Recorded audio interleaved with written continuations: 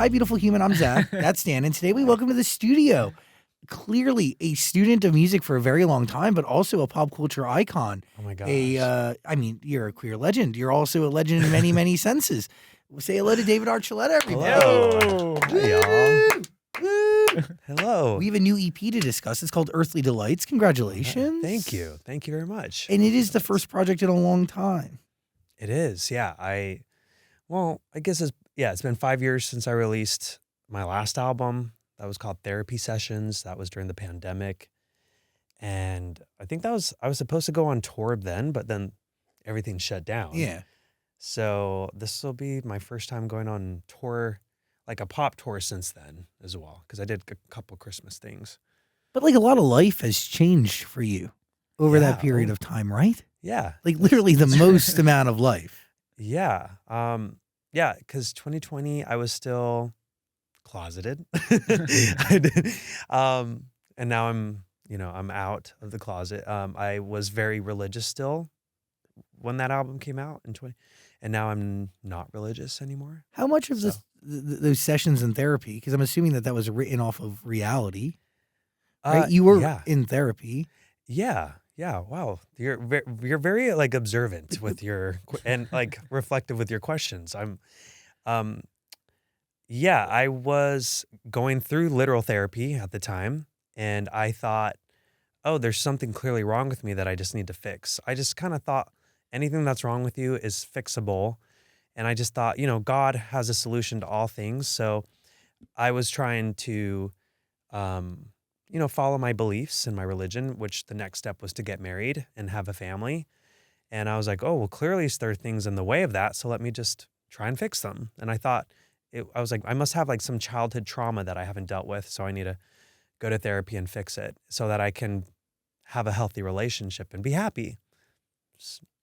How much of the therapy sessions end up being the reason why you come out, right? Like there's a correlation there. I feel like it was definitely, it helped propel me forward in my journey for sure, because it helped me understand just my personal, like the wounds that you still carry with you and the way you're programmed to see life and to look at yourself. And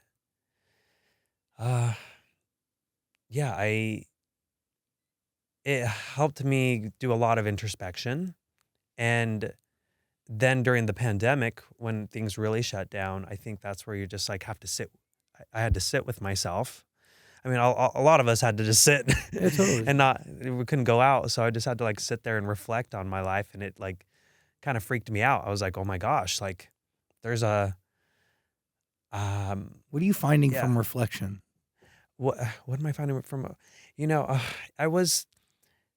I just had to understand who I was. I had to sit with myself. I couldn't keep myself busy with going out and being around other people. I wasn't able to be at church. I used to go to church activities like 3 to 5 times a week.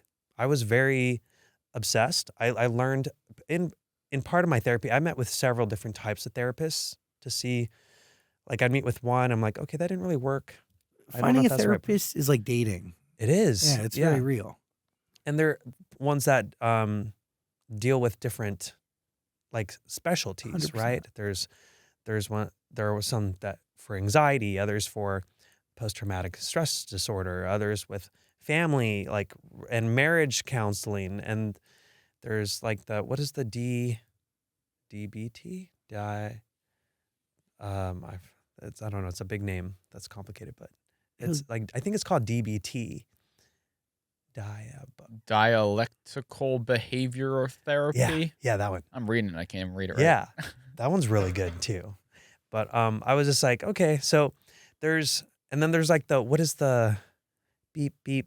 Like it like does a little beep and you wear like the earphones and it like I know goes back and forth. EMDR.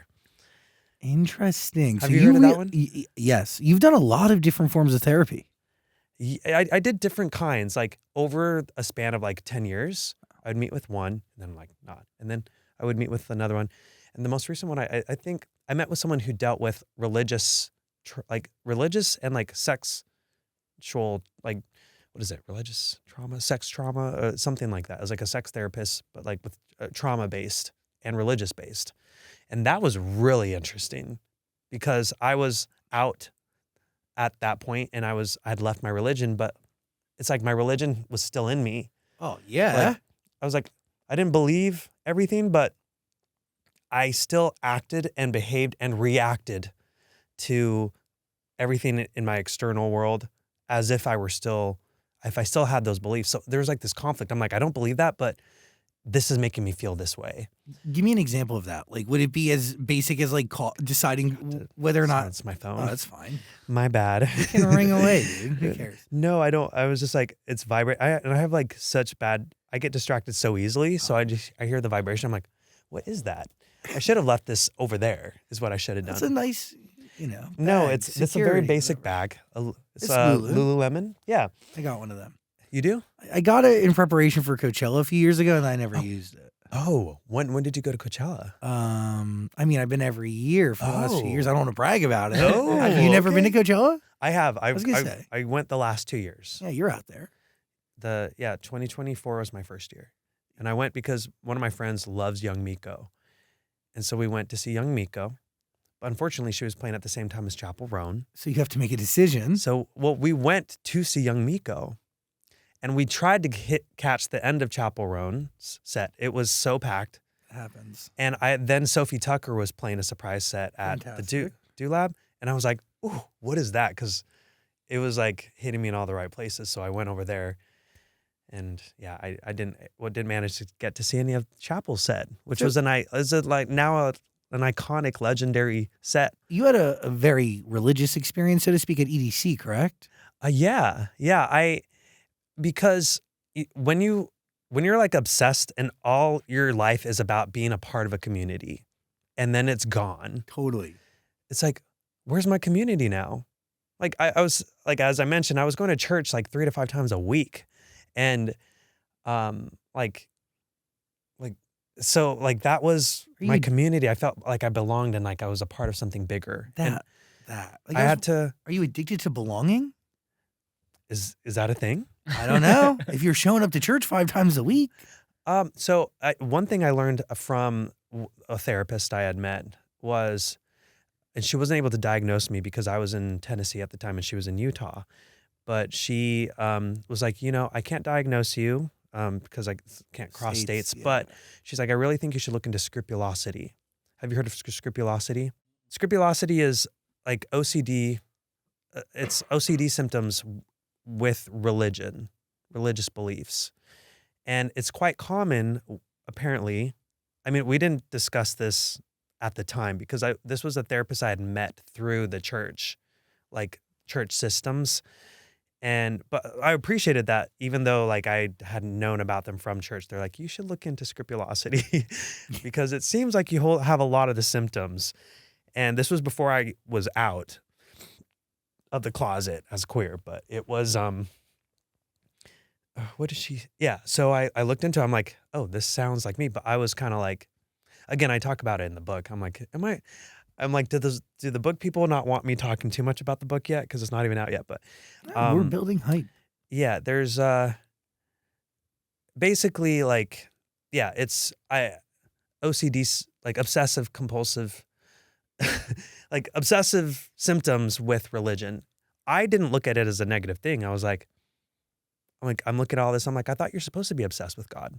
Totally. I thought you're supposed to, like, everything is supposed to be about him. But I guess from a professional standpoint, people could see how it's not quite the way you're perceiving it. Like there's some obsessive and anxious, like, behavior that's going on here that is not really benefiting you. And I didn't really confront it entirely until I came out and then was like, I think, which I think is quite, scrupulosity is particularly a common thing for religious people who are queer, but feel like there's a need to overcompensate or make up for totally what they are. And so they like feel like I have to redeem myself by becoming extra, putting in extra into this religion that will save me from what I am. But in reality, it's a religion that hates you for who you are. Is that hard to hear? Yeah. Why? I feel It like is, you're right? like very observant of your. You're very. I see why you do what you do. Like you're very good at it. Like it leads to interesting conversations. Oh. Yeah. I don't know why that's difficult for me to hear because there's like still a part of you that it's like I don't want to.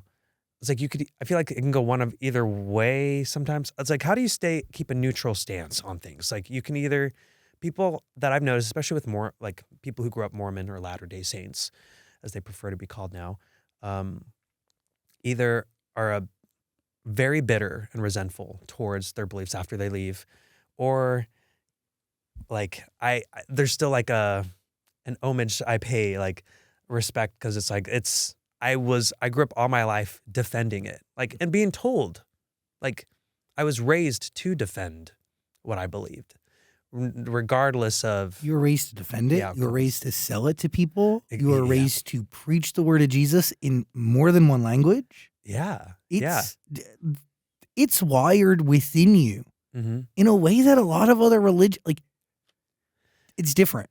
It is. And I was a missionary. Dude, I he can was a read the missionary. Bible, and you've read the Bible in Spanish and English. Yeah. Yeah. You could, And the Book of Mormon. Yeah, you can- which is like, a whole other thing. yeah, it's a whole, yeah, it's another thing too. Yeah. But, yeah, it is interesting, but I also feel like they're still my people. Like I don't believe what they believe anymore. I don't practice. I don't really live, I'm going to like EDC and raves and like going out to the club and drinking and stuff. Drinking coffee. You Drinking walk in with coffee. I'm trying to. I haven't even had a sip because it was too hot for me. Yeah. And I'm still new to drinking coffee because, and I realized like, and it can give you the runs. Totally. Yeah. A coffee can. Yeah. So you have to be careful When with you're that. a late bloomer. Do you remember like the first time you had a sip of alcohol or coffee after leaving the church? Yeah. Oh yeah. What was that like? The first time I had coffee, I was on a road trip with one of my friends from Tennessee to Georgia, and we stopped at, where did we stop? It was some store. It was like a fast food place, and they're like, we're ordering coffee drinks, and I was like, I've never had one. And they're like, oh, you've got to try it. It was like, I think it was like the autumn fall special thing that maybe it was Starbucks. Oh, like a pumpkin spice latte or something. I'm wondering if it was that, but I don't know if it was Starbucks. I'll have to ask them, but. A PSL.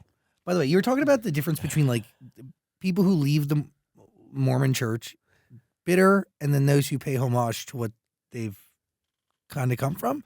And I do. Yeah. I have a friend who left the Mormon church, and I think there is elements of bitterness because they do see it from a perspective of everything they missed out on, right?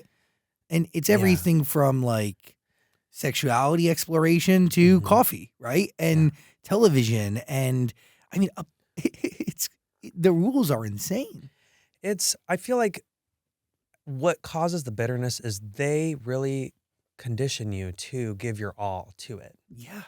And so people who are in the religion will be like, "Ugh, why are people so obsessed? Like, just leave and don't like stop talking about it." It's like, but we were conditioned to always talk about it. Like every waking moment we had, we were trained and really conditioned to always think about how to talk about our beliefs. It's more than a part of So your when you leave, personality. you still have the conditioning in you. Yeah. So it's like you still are used to talking about it. You just find another way to talk about it, which is in a resentful way because you don't believe it, but you still have the conditioning in you, the programming. So I think it's good to.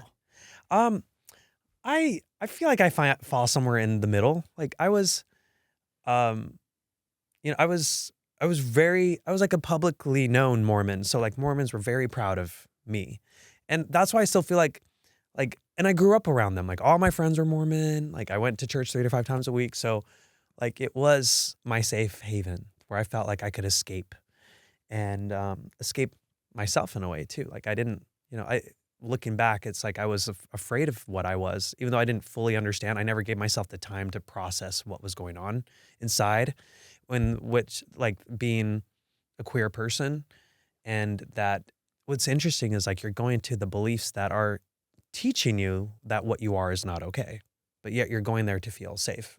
It's like so I think you're constantly seeking for approval. And I think that's where the obsession comes from, because you're like, I'm looking for approval from the system that has told me that what I am is bad. And I'm seeing if I ever reach the mark that I'm finally good enough.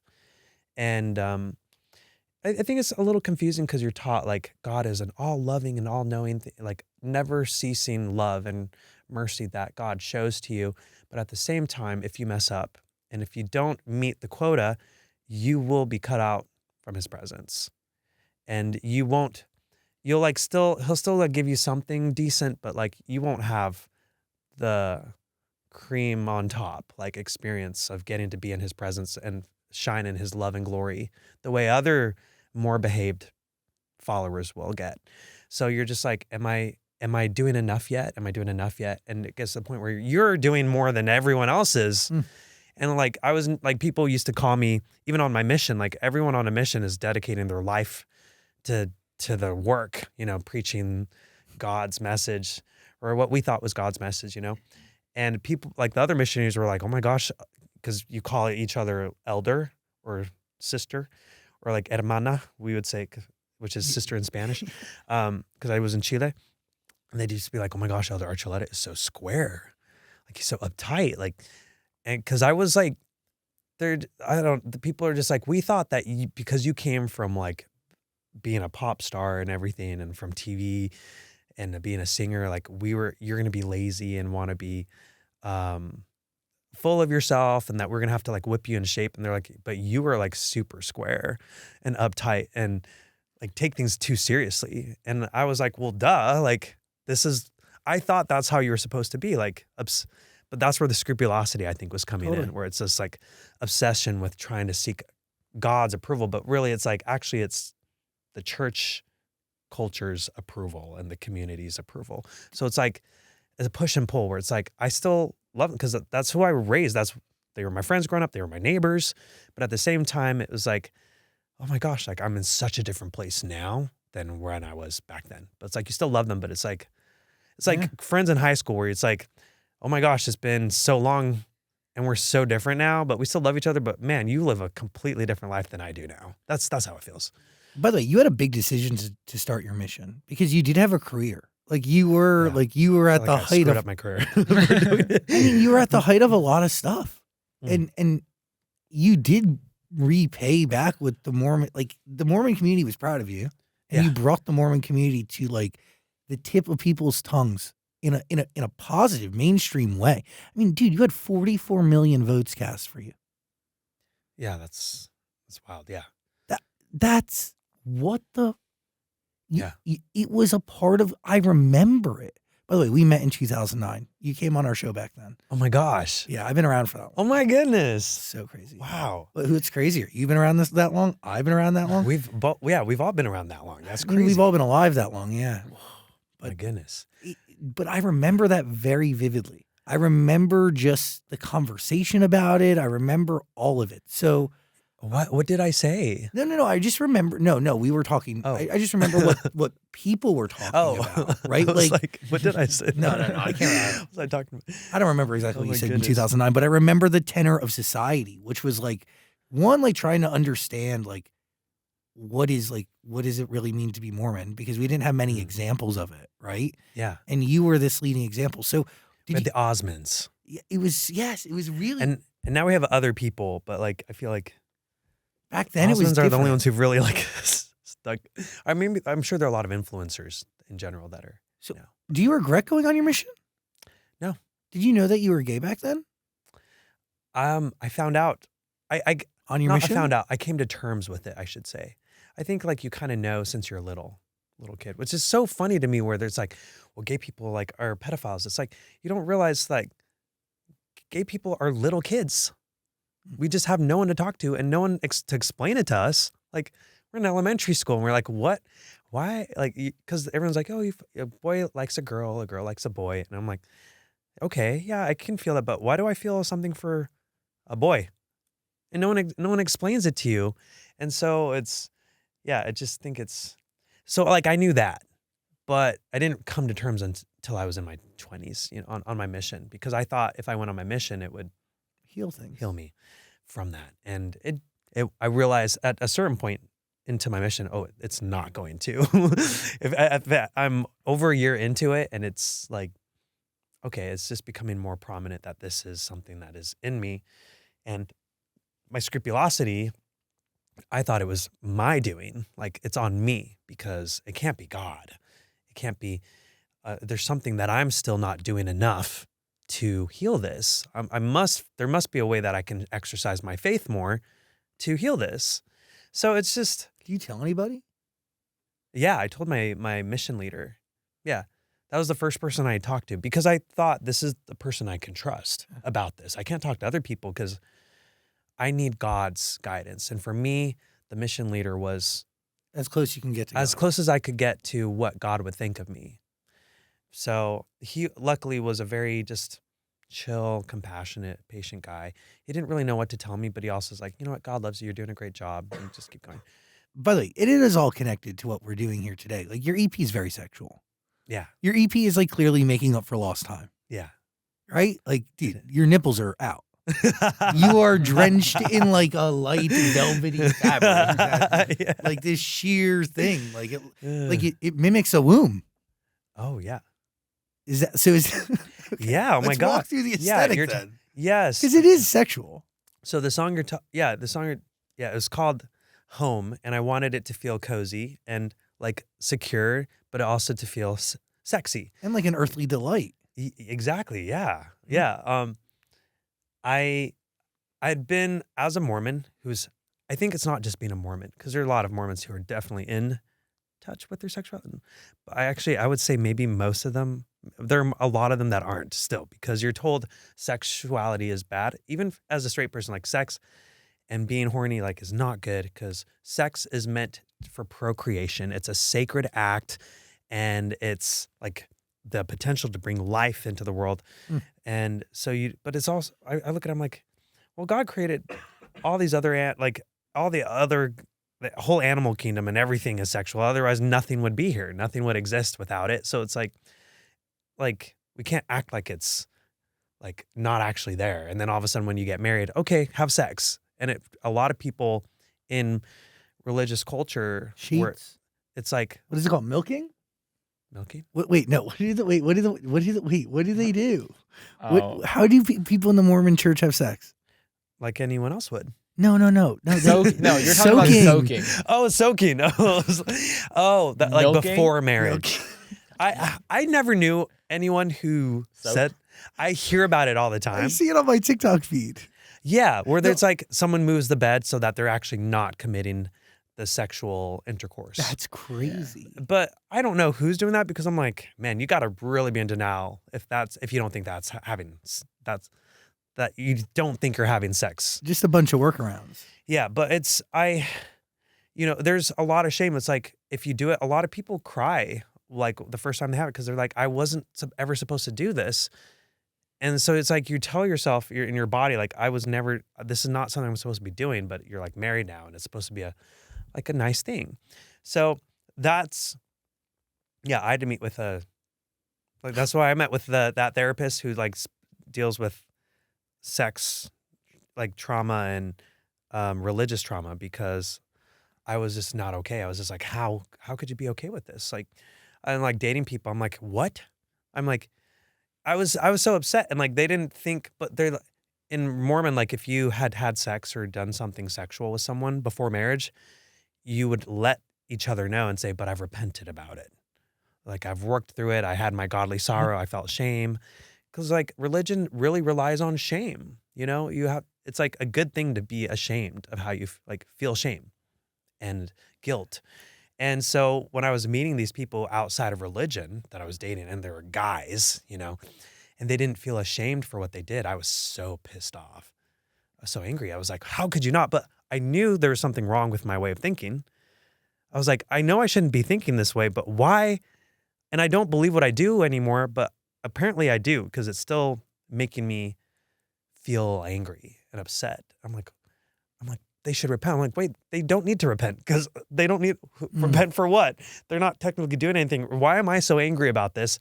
So I met with the therapist to talk through, and it was really hard because I was like, you have to You have to deconstruct everything. like the things that you just would think and behave with on autopilot. And so they had to really help me be like, okay, just because someone's not a virgin doesn't mean they're a bad person. Totally. And didn't repent, because it's like, it was just so weird. I was like, wow, my religion really had me thinking had a particular take on things, like that, like sex, like someone having sex before marriage. But you say it so well. Because it's so deeply ingrained in you, it's muscle memory. It's literally all you know. So your baseline way of thinking is like, yeah, they have to repent. It needs to be done this way. Yeah. Yeah. And if you didn't, like, you hold each other accountable. Like, I feel like Mormons, like, it's for the sake of the community. It's like if you find out something, you kind of tattletale. But it's for the better, because you're trying to help them improve. You're trying to help them heal and repent from their sins. Did you ever tattletale on anybody? Did I ever tattletale? I wouldn't. It's not like I would go up to a mission leader and say, "Hey, I found this out." But like, I feel like BYU is known for that. Like, if there's a same-sex couple, or like people find out that people are dating, there will be people who will go and tell a church leader, or like a camp, like someone on campus, and be like, hey, they call it the honor code. It's like the honor code. It's like, hey, these people are doing something they're not supposed to. They're holding hands, and they're both guys, and they would get in trouble. It's like, you need to stop this, or you will be kicked out of the school, kicked out of the university. And so but it's encouraged. It's like, this is the right thing to do. And like, so you're hearing, they're like, I mean, a lot of people are like, oh my gosh, like, fuck you for doing that. Like, that's so horrible. How could you do that? Like, but other people, it's like, well, I'm just doing what I'm supposed to. This is literally what they told us. And if, like, we should be concerned for their well-being. Like, why would you? And the same thing with missionaries. It's like, if you go out and tell people, because look, you're going into a place full of people who do not have the same beliefs as you. So you've got to go and help them. And these are the rules. These are the basic rules that they should all be following. And if they're not, help them feel sorrow for it. Help them repent. And so it's like, okay, you help them feel godly sorrow for drinking alcohol, for like being, I mean, a lot of things. There's like being unfaithful to your spouse. Like, I'm like, I was like, this is helpful. Like, but they need to go to church on Sundays so that they can be healing their soul. And I think looking back at it, I'm just like, I just don't, I don't believe that anymore. And it's just interesting to be like, wow, my God, there was a time where I did. Like, I've wholeheartely believed what they were telling me. But and I think that's where a lot of the bitterness and resentment can come from, because it's like, they spent so much time convincing me this, and it's like, it was like, from my perspective, it was wrong. They were incorrect, misinformed. And I just felt like, I could have viewed things with a broader perspective, and you're like fear-mongered into not daring challenge anything you're told.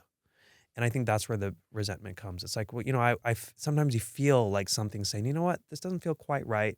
And they're like, that's Satan trying to tempt you. It's okay to question things, but if you doubt too much, Satan's going to take you away. By the way, it's like, difference between a religion and a cult, dude. And this is very much culty behavior, and it's built on fear and guilt and just genuine, like, shame. That's the whole thing, right? Isn't most religion, that's my question where I'm at now. I'm like, isn't most religion like that? That's why I'm just like, I have a hard time with religion in general, because there are rules to follow. There's a certain way of thinking. And usually there's like a leader that guides the rest of the congregation to think in unison about something, which is beautiful from a community standpoint, because you're all together, like, you're all like-minded, all have a common goal. Collective energy. But it's also hard to see other perspectives 100% with that. So it does become blinding and very echo chambery. But I would, and I want to know, like, what is your relationship with God and religion today? But, I can't say much, right? But I do know that like the practices of Jesus at the core is accepting and loving to all, no matter race, religion, creed, ethnicity, sexuality, no matter what it is. And there's a bunch of understanding from the Bible that you can pull from that.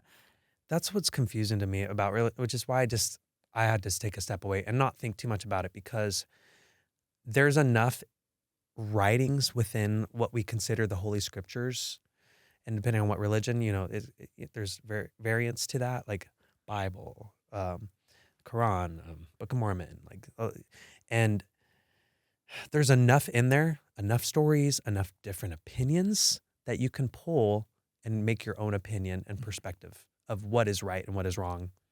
And I feel like there are enough teachings and stories that even conflict their own teachings one with another. But it's in the same book, so you can say, look, this validates how I feel and my actions. And someone else will say, this validates because people are like, Jesus wasn't always nice and stuff. He flipped the tables to the people that were the merchants that were trying to sell stuff in the temple. Like, he got aggressive sometimes too. And sometimes we have to get aggressive about what we believe and defend it. But then you've got like the Sermon on the Mount where he's like the Beatitudes and all that. So it's just like, where, what are you going to choose? Because a lot of people, I would say, where it's like, we'll love one another. And I'd be like, shouldn't we love people even if they're different? And they're like, no, because sometimes you've got to make exceptions to defend God's truth and his commandments, because he also wants us to obey. And he is threatened with fire and brimstone and like this stuff. Like, there will be punishments if you don't follow. So you've got to keep, but then it's like, who will enter into God's kingdom, like even the least of these, It you can literally argue with yourself. You literally know it so well. So you can just run in circles. So it's like, that's why I'm like, you know what? I feel like there are things that are good but it's like if you apply it as all right, it's like it contradicts its own. No, it's not. Writings. I will say, I'm just confused. Mormon people and those who have left the church that I know, and I know a few, they're some of the smartest people I fucking know. And they're all like in huge roles in business, and they can do exactly what you just did. Like, quote the Bible at ease with precision.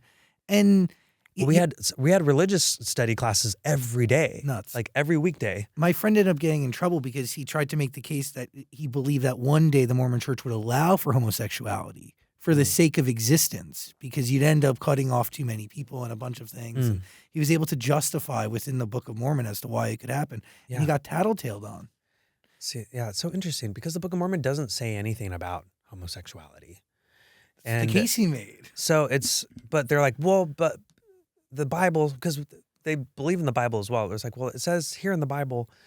I'm like, well, that's kind of unclear too. Like, it doesn't it sounds like this is what the general population's interpretation is. Yeah. Because it doesn't say anything upright, like exact. And then there's like people where they say, well, it's like we interpret it as homosexuality. It's like a man shall not lie with another man. But even that was changed because it used to be one word with another, like in a different language, which I don't remember. I don't know if it was Greek or what. Aramaic.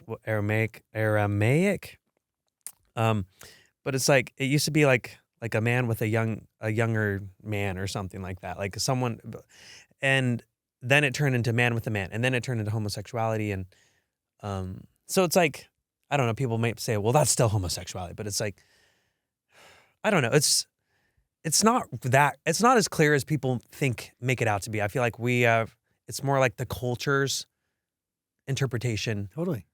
And that's everyone's religious truth right now. And that's why I just can't, I have to take a step back from it.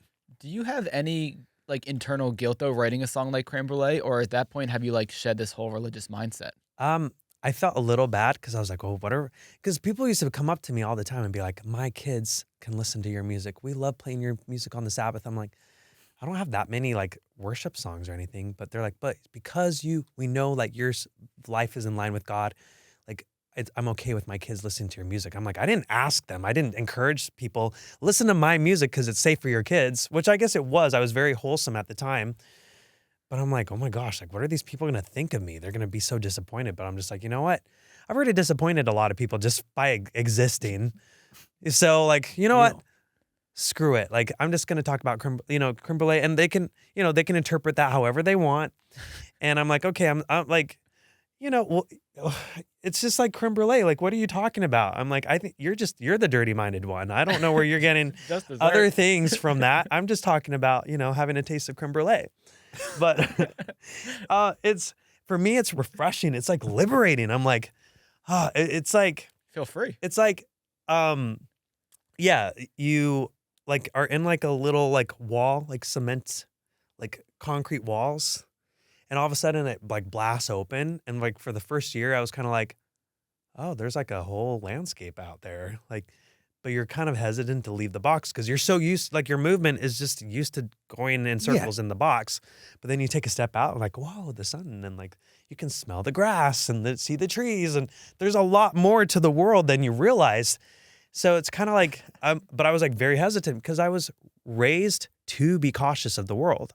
Like, oh, I got to make sure, be cautious of who I surround myself with and what kind of movies I watch. Like Mormons for a long time, like a lot of them are still known like to never watch rated R movies. Yeah. Like there was a contestant on my season, Brooke White. She also grew up Mormon. And that was her story back in 2008. Like at the time, had never seen a rated R movie at that point. Like I think things have changed since then, but like it was like the Mormon thing. Like Mormons saw that, they're like, she's Mormon because we don't watch rated R movies. I remember the first time I saw David Archuleta out in West Hollywood. And you saw me in West Hollywood? Yeah. Where did you Yeah. And we said hi to one another because I know you were like with your music producers. Because I think that was like your Willie, crew. Yeah, Willie Beeman and Jeremy Thurber. Yeah. Probably because they're the ones who are always out there. Yeah, you were with them and I was like, oh shit, there's David Archuleta living his best life. Oh my gosh. You were thriving. Thank you. Yeah. So you must have been thriving too. Maybe. We'll have to party it up sometime. I love going out dancing to WeHo or to like downtown LA or to Hollywood, like to the EDM shows, like the Academy or at Exchange. Like they're so fun. Yeah, all the venues. They're just so. I just have you're making up for lost time, bro. I guess I am. Yeah, because when's the first time you went to a gay bar? How old were you? The first time I went was on accident. I didn't mean to. Explain. I was really good friends with, at the time they were known as Charisse, but now they go by Jake Cyrus. But at the time, like it was like Charisse was like on Oprah, but I went to go support my friend, and like and we were both in New York. Jake Cyrus, Pyramid. Holy shit. Pyramid. Yeah, so it's around the same era I probably met you. So it's like 2010, 2009? Yeah. Yeah, keep going. Yeah. And so I went to... This is a great time in culture. I got to say, YouTube is thriving. Carmen's on the radio. Fucking Charisse, now Jake with Ayaz replay. Jason Derulo is just figuring his shit out. Oh my gosh. LaRue, Bulletproof, time is good. Yes, holy anyway. cow. Fuck. What a time. You just took me back right there. Yeah. Holy cow. But like I was in New York for something and we had just done a duet. Jake and I had done a duet on my Christmas album. Have Yourself a Merry Little Christmas. And so we were just friends and people thought we were dating and which is so funny. This is the greatest story I've ever heard. Yeah, but then they're like, oh, I'm performing. I was like, I would love to come see you perform. And they give me the address and I go and it's a club. I'm like, oh, I've never even been to a club. Like, I don't think I was. So I was, and then they're like going and I don't know if I was like, I think I was still underage or something. So I wasn't like, we weren't technically supposed to really be in this club. And the person outside, they're like, oh, I could get in trouble for this, but I think they knew who I was. So they're just like, I think they were like, we'll let him in because this will be a good look for us, maybe. 44 million people just texted in to vote for you. I go in and there were like, people weren't wearing much clothes. And I was like, oh, this is like, oh, people are in drag. Like, I had never seen that in my life. Like, I didn't even know. I think I'd like seen it in passing from a distance, but I was in like my Mormon bubble. So suddenly I was in this like gay club and it was like in drag queens. And I didn't know what drag queens, I didn't know that's what they were called. And I was like 19 or 20 years old, but I was so out of it. Like, I didn't really know. And I was like, why are these people like, they're like wearing like it looked like, I don't know, like bikinis for guys. And I was just like, what is this? Like, why am I here? And I was like, Charisse, what did you get me into? And they were just like, I'm so sorry. Like, I didn't, I was just performing here. Like, they asked me to perform. They're doing like a pyramid, the dance mix. And so that was my first time. That's But amazing. people saw me. And then like my aunt texted me and she's like, it's all over. Like, what were you doing here? And like, you should explain yourself. So I was like, okay, I'll try. But I was just like, so it was just, that was my first time. How did you go about explaining yourself? Did you like release a statement? On Twitter, yeah, I tweeted. I was like, I'm sorry, like I didn't know I was going to support my friend and I didn't know what it was. Again, guys, like different time. Twitter is just figuring itself out. Oh my gosh. Girls are I feel like threatening Twitter to is still trying to figure itself out. It doesn't even know what name it is. It's always Twitter, X. It's a recurring thing. X, Twitter. But yeah. But the first, okay. The first was like when I was like in my Mormon bubble, like, oh, like everything's dangerous. I've got to protect myself. I was scared of everything back then. And so the first time I go to an actual gay club, like out, was in Nashville, and it was Play. Oh, wow. Yeah, I would know that. Fuck. Do you know it? I showed up there once and I was afraid. There's men in masks. I fucking left. Men in masks? What do you mean? Oh my God, are you into it? Like, yeah, there's men in masks. That's what I Bondage? remember. No, Like no, they were furries? wearing like white. No, not a furry thing. I think furries are so cute. Yeah. Yeah, well, you can't really tell what they look like. Well, Well, like the their act of a costumes are furry. cute. Yeah. Yeah. Well, yeah, of course. It's like seeing, That's I like don't know. going It's to like seeing Disneyland. Mickey Mouse at Disneyland. It's like, oh, cute. I respect a furry. I really understand it. Like, dude, don't give me a fucking mask because I would love that shit. Like, anything to just hide Really? myself and then be something else. Oh, I love it. Yeah. Anyway, they were like, It's like Halloween. Like, Yeah. that's why people like to dress up. They'd be something else. but they were wearing these white masks. White masks. Like they Scream They go to masks? your face like a mime mask or A something. mime mask. Interesting. Anyway, so you go to Play. Uh-huh. I did not see any mime masks. It was a or different masks. night, clearly. It's just like dancing. I was like, okay.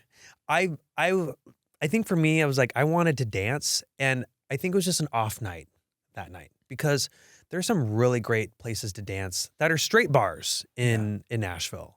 Like all the top floors on Broadway, Like, you gonna go to Flamingo. Honky Tonk? Oh. What was that? Honky Tonk? Yeah, like like on the very top floors, like all the rooftops and stuff, they play bumping music. And I was like, people here are having so much fun. I was having the time of my life. So I go to Play and it felt a little chaotic to me.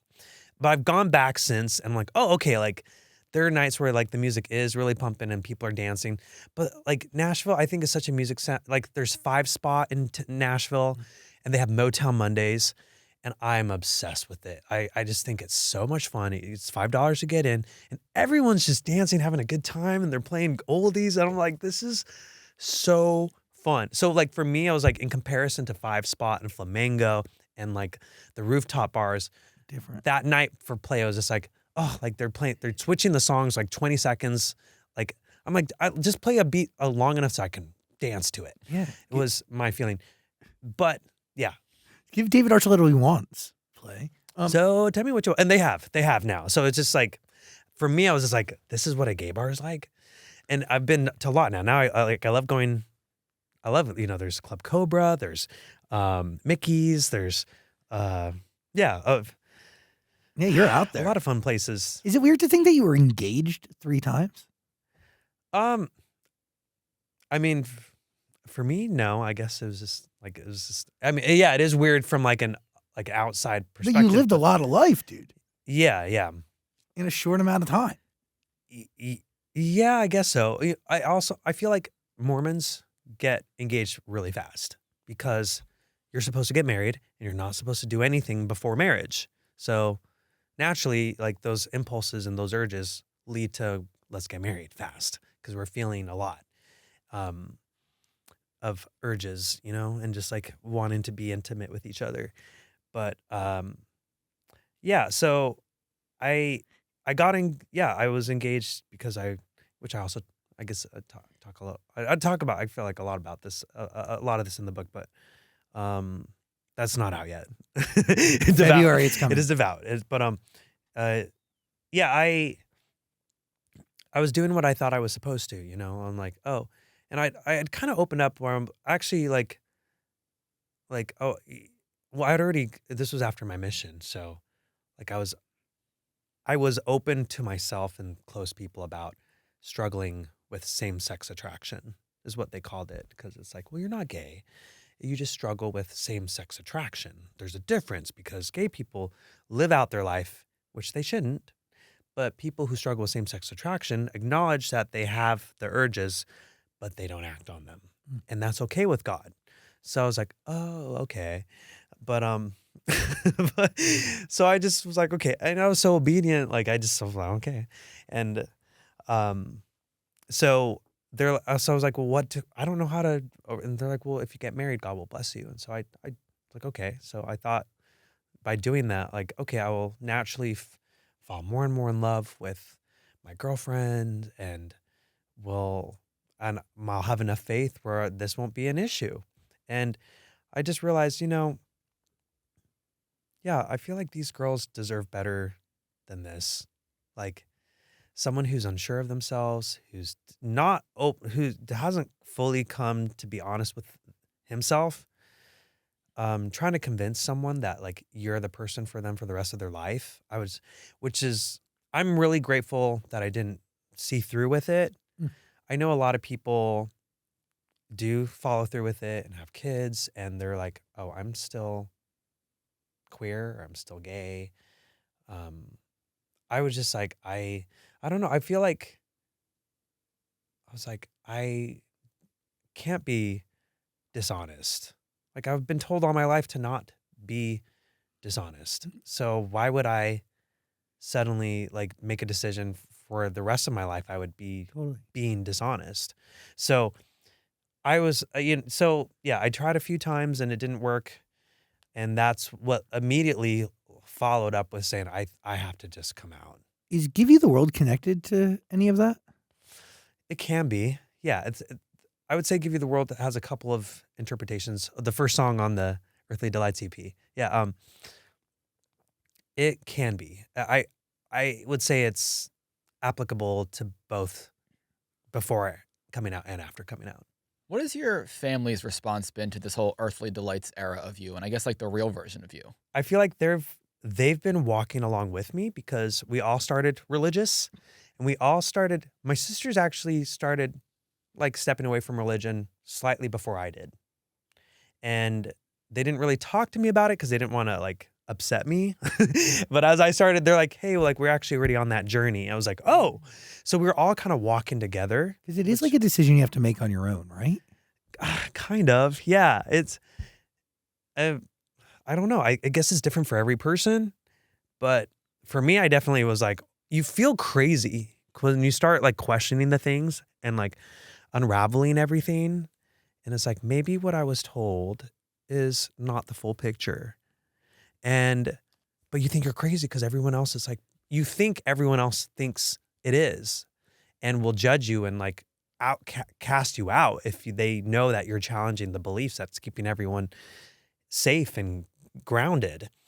But, excuse me, we started talking and my sisters would be like, yeah, like we've been in this journey for a while. We haven't gone, like one of my sisters, like I haven't gone to church for a few months now. And so we just started talking and it's like, oh, like we're kind of all on the same page here. Okay.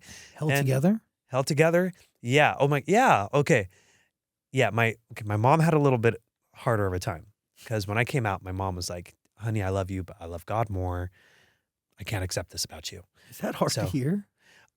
At that point, no, because I was like, you know what? I was like, a few days ago, I thought ending my life would be better than being here. So I was like, if my mom doesn't accept, I'm like, what matters is I accept myself at this point.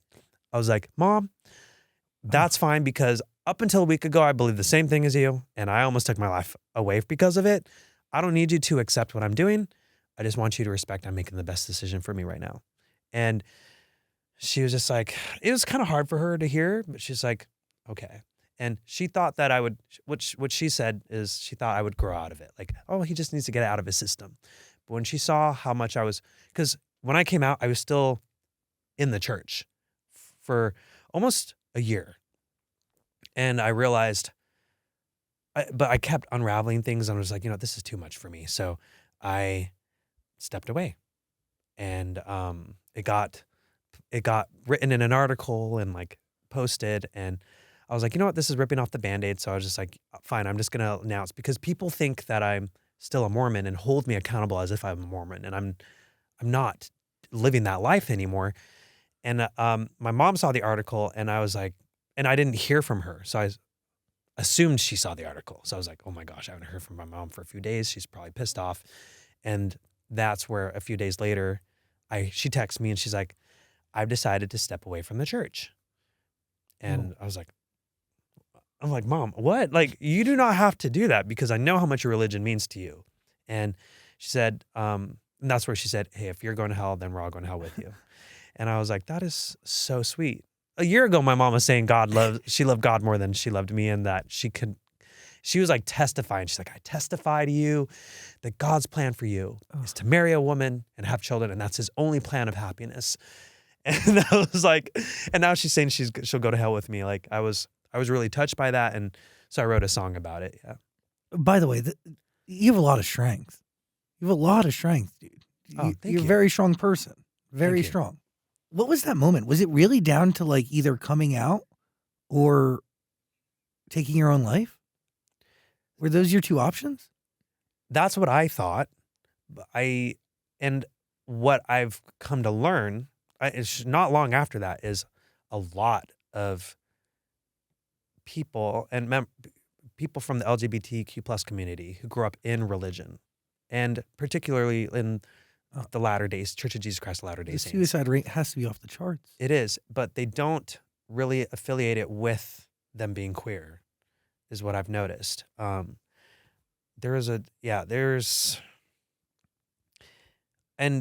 I hear about a lot of stories about them, but usually it would get written off by like, oh, it's because they were so depressed for coming out, is how it was framed. So it's like they were so unhappy because they didn't have the gospel anymore in their lives. And when I reached that point, it's like, I think it was a really eye-opening experience for me, where like, this is why you get to that point. It is not what they were telling me. I'm not getting depressed because I don't have the gospel. I'm fighting with every fiber of my being to try and stay here, being the person that I am, which I hadn't come to terms that I was queer, that I liked men, that I was gay. And I try to I'm like gay, queer. I just say queer because it feels more it's all-encompassing. But you have come out as bisexual, right? Yeah. Asexual, gay, and demisexual. I know, like all at different times. But and queer does encompass all of it. Yeah, that's why it's like, I feel like coming especially from religion where everything was black and white, I'm like, life isn't black and white with everything. It's not all or nothing. True. And I don't think sexuality is. It's like, because when I first started looking it up, I'm like, I'm pretty sure I'm gay, but like not entirely. What is that? So I look it up, and and like at the time it was like in the mid 2010s, and it was like bisexual people are just gay people who are in denial, who don't want to admit that they're gay. So I was like, oh, okay. I'm like, maybe I'm a gay person in denial then.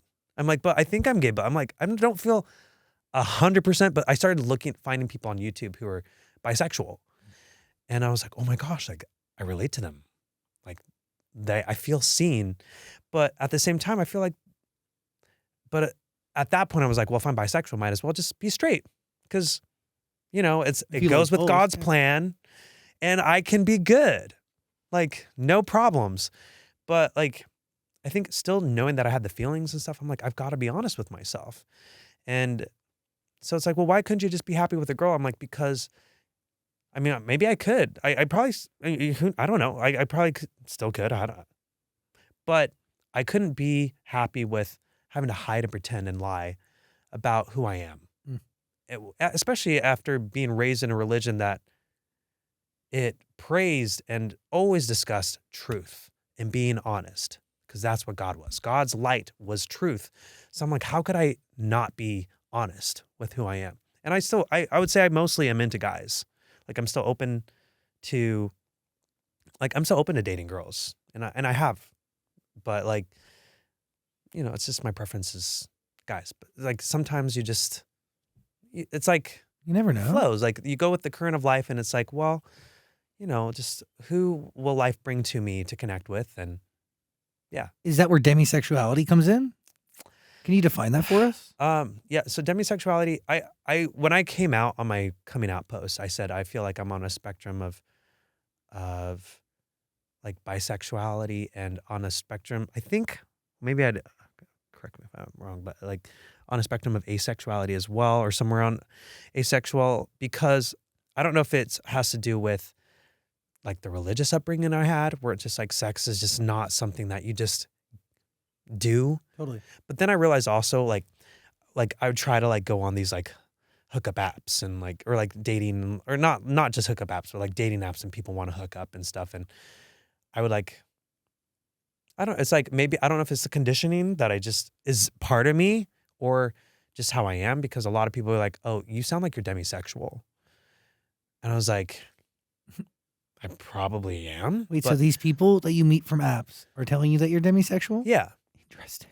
Yeah, I was like, wow, I'm like interested. I'm like intrigued that many people know about it. I didn't, or like, can you define it though, or what is your understanding of it? What I understand about demisexuality is you need to establish a little bit more of an emotional connection before you get sexual with someone. Totally. And I would say like there's exceptions to that, but like for the most part, I'm just like, I don't know, like someone's trying to talk dirty to me. I'm just like, it doesn't. I'm like, wow, that seems like it would be really interesting. Like, there's nothing holding me back from it. Like, I've had like my sexy moments for sure, right? I've been in relationships. I've had good sexy time, but it just works better for me. I am more inclined. It seems more appealing to me when for me, it's like emotional connection, and it's like this feeling of trust that you have. Totally. And it's like I don't even make friends with people instantly. Like, why would I make like sexual intimacy like instantly? If it's, I even with friends, I like to have some kind of base before I'm just like, I don't know. 100%. I get it. I feel like I'm talking about, I can watch. I'm going to get, I understand, people always dude, twist this shit around, and they like, and then like get rage baited about it. I'm not going to be rage baited. No, thank you. But I feel like when I'm always nervous about talking about this, because I feel like sometimes even in the queer community, like gay people feel like you're writing them off. Like you're invalidating their experience of being just gay, 100% gay. And I'm like, I'm not trying to do that at all. I'm just trying to explain what my experience is like. And I don't want to invalidate anyone's experience. But I think, because I think sometimes people feel like, oh, you're just queer baiting because you still like the opposite sex to a degree. And I'm like, well, no, I still mostly like the same sex. Brother, sexuality is a spectrum. And if people don't understand that, then that's their own problem. And it's things on spectrums, they go back and forth, they ebb, they flow. You can do whatever you want when you want to do it. And however you want to identify is how you want to identify. Yeah. Whether it's for a day or for an hour, I mean, that's within limits, obviously, but yeah, fuck. Like, in sexuality is a spectrum. I don't care what people say. I'll die on that hill. Right, Dan? Right. Well, yeah, I agree. I think just, I've said things before where it's like, there was like this like post, it was like on Instagram, and it was like two sentences or one sentence. And it was like, they paraphrased something I said, like, and it was like 5 minutes, like maybe 5 minutes. Cause it takes me a long time to say something, but I like use weird analogies sometimes to get my point across. And they just used one sentence, and it sounded so bad. I said, it was like, and like something about like hormonally. I said something like men are like more hormonally driven or something, which isn't everything I said. I was like, it was like I was just like, I was trying to get across. I'm like, usually guys are just more forward. They'll come up to you. Oh, totally. Whereas girls expect to be approached more. I'm like, I don't know. I'm like, maybe like guys are just more driven to, I think culturally it's just expected for guys to make the first move. 100%. Society expects that. So like, and I'm like, also like, I don't know. I guess it did sound bad now I'm saying it, but I was just like, what are the reasons? I don't know if it's culturally or just like the way they're built. And And okay, sorry. It's okay. I'm It's wasting time. okay. By the way, you can listen to Earthly Delights. It is waiting for you. It's all on Amazon Music. There is a link below. You feel good singing in Spanish? Oh, I love singing in Spanish. You're very good at it. Thank you. Well, my mom is from Honduras, Central America. Oh, wow. So I grew up with it. I was born in Miami, and that's where like all my family lived at the time, like my cousins and just extended relatives, grandparents, great-grandparents on my mom's side. And so it was part of it. Then we moved to Utah, and we were kind of whitewashed with the culture. But like when we would get together with my mom's family, we would dance, we'd celebrate, and it was always fun. It was always a party, it felt like, when the family got together. It's interesting though. Like my extended family is from Honduras, and they are all. Wait, your extended family is from Honduras? Yes, but they are all my God. not Mormon, but they are Jehovah's Witnesses. Oh my God. So it's just their no own holidays. brand. No holidays, Oh no my God. birthdays. It's really funny. Yeah. Wow. Yeah. Wow. Do you know what part of Honduras they're from? I have no idea off the top of my head, but they've been here a long time now. Oh my God, that's so cool. My grandma owns a house. Look at us with the Honduras roots. Yeah, it's very interesting. Connections. But it is Jehovah's Witness is it's very similar in the intensity, in the preaching of the gospel, in the knocking on the doors. Yeah, you're right.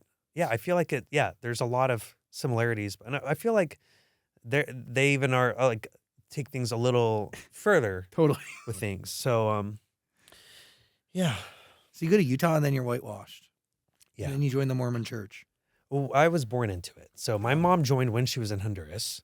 And did I say that? Is that why you said that? Honduras? Yeah. Okay. Yeah. That my mom's from Honduras? Okay. So she joined when she was there, like as a preteen with her family. They moved to Miami, and my parents meet there in Miami. But my dad he grew up in Utah. So that's where. Whoa. Am I close enough to the microphone, by the way? You're good. No, we have to restart. Okay, I'll have to restart. Shoot. I didn't know that. Shoot. I didn't know that. Funny. I didn't know that Crush was originally recorded in Spanish. Yeah. Dude. Oh yeah. How did you find It out was about like an that? interview from a while ago, and you talked about how the song was originally in Spanish, and I was like, I had absolutely no idea. Oh, yeah. It wasn't originally in Spanish, but I did record like immediately after the English version, a Spanish version. And for whatever reason, the record label didn't want me to release it. I'm like, why not? I'm half Hispanic. And they're just like, we just don't feel like it's really going to be worth like the money. Like they were the ones like spending money investing into my projects and advertising it. And I was like a 17-year-old who was like new to everything. So I just kind of was like, well, I guess they know better than I do. But I did try. We tried. I mean, we even recorded it. So, yeah, for whatever reason, I think, now we have like Karol G, Bad Bunny, Raul Alejandro, like all this Latin presence in music. Like at the time it was like only Shakira, and Shakira can get away with it. But like we don't think you could really get away with it. So I was like, okay. But now I'm like, yeah, I can do, I'm an independent artist now, so I can sing and record whatever I want. You should do more of it. So I did. Thank you. Could you release your Spanish version, or do you not? I probably could. Yeah. I don't see any reason why I couldn't. You should do that. Even if you re-recorded right. I should it. re-record it. Yes. Ooh, yeah. Also, Crush is a timeless record. Well Thank done. you. Thank you. I mean, was that song given to you? Yeah. Yeah. Yeah. Like, do you remember the first time you heard it? Oh, yeah. I was with Ian Peary with 19 Entertainment because I was signed with Sony and 19. And I was coming back from rehearsals or something from like American Idol tours. And they're like, well, we have a song that we'd like, would you like to hear it? I'm like, sure. And it was written by David Hodges, E-Man, Kiriakou, and Jess Cates. And it was just the demo. David Hodges was singing David Hodges is such a, I mean, he's written like Because of You, Kelly Clarkson, and A bunch of hits. yeah, so many others that my mind is blanking, but he's such a great singer as well. He was in a band himself that I actually listened to in junior high and high school. So when they said David Hodges, I'm like, wait, what? David Hodges from Trading Yesterday? Is what the band was called. And so I was just like, what? And yeah, it was like, I was just like, whoa, I was blown away by hearing the song. And I was like, wow, I couldn't believe it. Was literally the first song that they played for me. So The first song they ever like proposed to you was Crush. yeah. Oh. And so I was just like, oh, I should have I thought I thought every song was gonna. I'm like, okay, what's the next one? But I just feel like there's something about just the moment. There's something magical about that song. Timeless record. But you also have a great project here, Earthly Delights. You should listen to it. There's a link. Oh my gosh, yeah. I'm doing so bad promote. I'm so glad that you're helping me promote my projects I'm having because I get so distracted. We're here. I could literally talk to you for hours though. I really could. That's how I feel. Like you could you're very easy to talk to and you ask very interesting things. Like I feel like you're very observant. Like it's like you're like, what is it? Like the psychology behind your interviews is very interesting. I appreciate it. We'd even get to the Masked Singer. Oh my gosh, so many other things to get to. We didn't get to it, but you have to come back. Come back for when your memoir is out. I would love to come back. Please. What are you about to say? I just want to know what it was like performing with Hannah Montana. Hannah Montana. It was epic. It was so fun. I did not realize how long, like just one episode would last with so many people. Because I wasn't a norm, like I wasn't on the series normally. I was just a special guest for one time. But you are the David Archuleta. Well, like people from 17 years later will still come up to me like, are you the guy on Hannah Montana? Are you the guy that was on iCarly? I'm like, I was only on one episode. I'm like, how do y'all remember me? I'm like 17 years later, and they're still like, what was that like? Like randomly come up to me, not even because of American Idol or singing. It's just, you're on Hannah Montana, weren't you? So it's pretty funny to see that, and that I got to be a part of it. I remember when you were going to be on iCarly, it was a big deal. People were talking about it. It was big anticipation because I knew Jeanette and Miranda, yeah, the whole crew. It was a big deal. Jeanette is, and I have Jeanette to thank for writing this book. Really? That I'm writing. Yeah, she's the one who encouraged me to write it.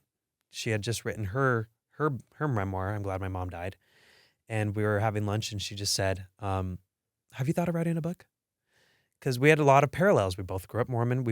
Our parents knew each other, and we knew each other's parents, and they were friends. And so she was just like, she's like, I would like to introduce you to the team that I wrote my book with. And wow, I was like, okay. So that's who I worked with. And it was thanks to, so it was like. She's the real deal, dude. She is. She's been through so much, and I'm just so happy to see her killing it. She has like her book and her series that she's working on, and now it's like, it's just, because she has a novel that she just announced. Totally. That she's working on, and she's just amazing. Like she's really looks out for her people. Totally. And I appreciate it. She's genuinely one of the greatest creative minds of our generation. Yeah. It's wild. She is. Because she sings. She's such a great singer too. Yeah, people don't remember that, but she was singing country. She had a whole thing. Yeah. But really an incredible writer and a great comedic actor. Like, holy shit. Yeah. Anyway, you got to go. We'd even talk about Dan Reynolds, who's helped you out. Please come back for your memoir. I would love to. But listen to Earthly Delights. There's a deluxe going on. We have two new songs, and then we have two new acoustic more Spanglish records coming there too. One of the songs is in Spanglish. I'm excited for. Which song is it? It's called Fade to Black. Interesting. Yeah, and it's basically like I'm moving on, anti-cuffing season for David with that song. Yeah. So what, are you going to be single? You're going to be out there this winter, fall? Oh, I guess I said too much there. So the answer is yes. It's anti-cuffing season for David. Oh, you're going to be out there in Nashville, I'll see you in WeHo. I haven't been there in years. You haven't been in years? No, it's been a long time. Oh, I have like these bug bites on my leg. I'm sorry. Go get out of here. We have bugs. You good? Yep. David Archuleta, everybody. Listen to Earthly Delights. Link below. Thanks for being here. Thank you. Thanks for having me. Thanks for hanging.